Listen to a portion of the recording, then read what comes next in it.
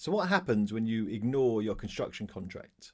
Well, there's a good chance that will mean you lose money on the project. In fact, you could end up in a dispute that costs you thousands and drags on for ages.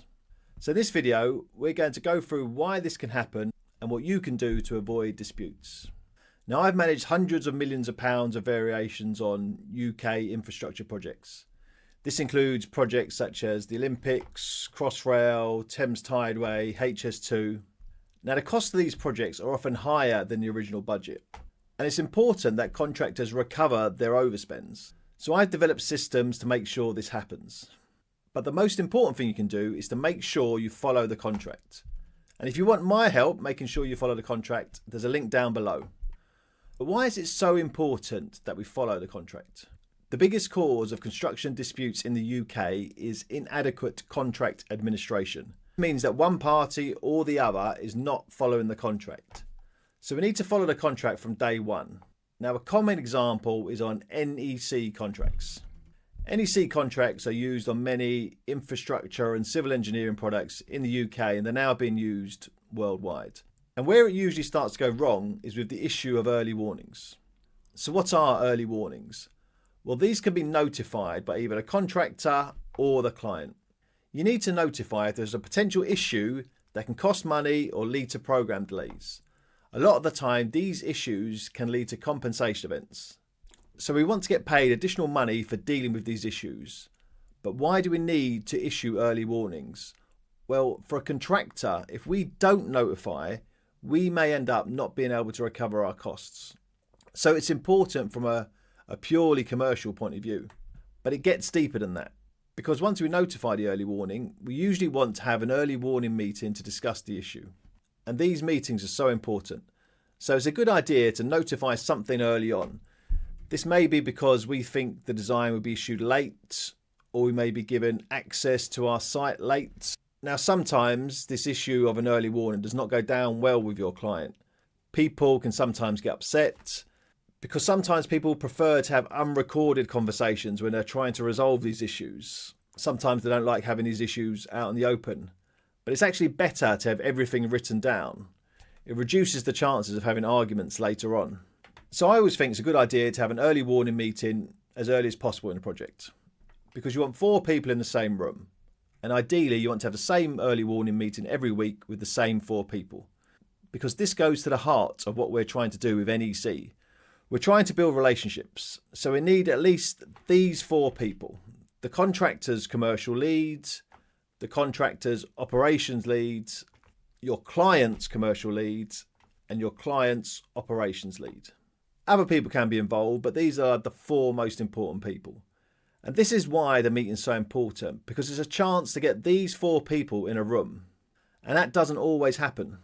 In this meeting, all 4 attendees are incentivized to resolve issues. And what happens in the meeting is there is a record of what was said. What is the status of all these issues? What are the actions that people are taking? But what happens if you don't have these early warning meetings? Well, we know what happens, because most contracts other than NEC don't have early warning meetings. So what happens in these instances? Well, generally we see the operations and commercial teams working completely separately. You may have a progress meeting, and this may be weekly or monthly, and they might talk about commercial issues at the end. But generally, not much will be said at this meeting about commercial issues. The commercial representatives from the contractor and the client usually prefer to have their own meeting, and sometimes operational people attend these if they're not too busy. So let's just run through an example of an early warning. Now, a familiar story, certainly at the beginning of a project, is that design has not been issued on time. So we can notify an early warning saying this, but we may not know many details about the issue at this time. So, for instance, what stage is the design at? When is it actually going to be issued? Who from the client side is going to chase up the design team and get more information?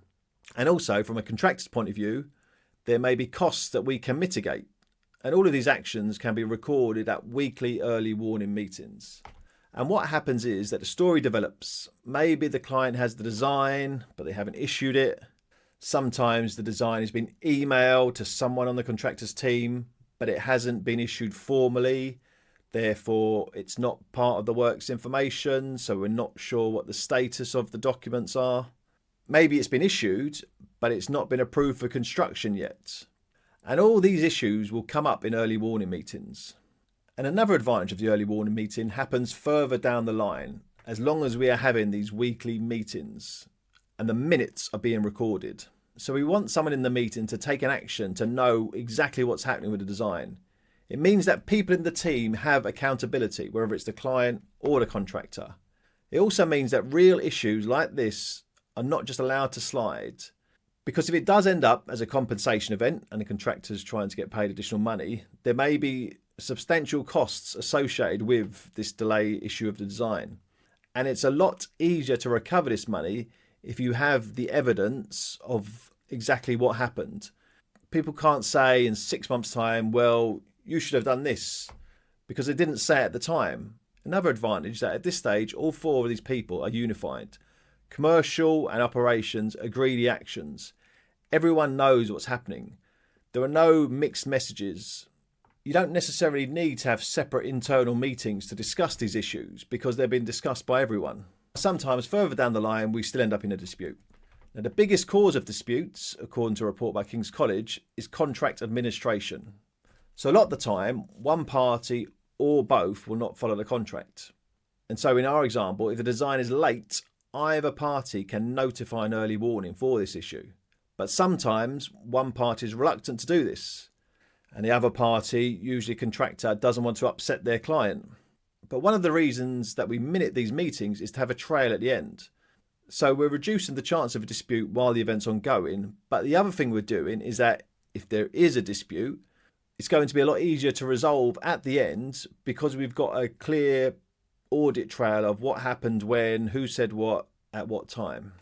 You've got much less chance that people will disagree on the facts because you've got an agreed record of what happened at the time.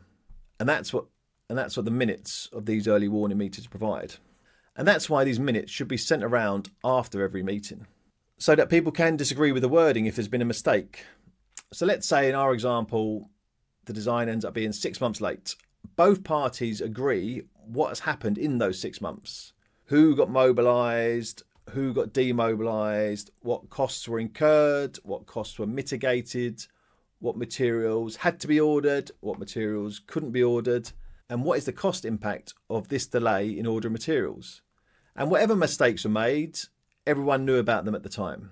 So the big advantage of an NEC contract is it forces people to collaborate. We have to work through issues together. So what this means is that following the contract helps you to avoid disputes. It stops disputes happening in the first place, and it means disputes are resolved a lot quicker. So if you want help with your contracts, get in touch with me using the link below.